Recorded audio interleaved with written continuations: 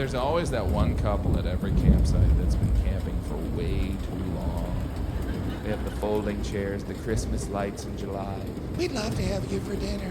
I'm sure you would.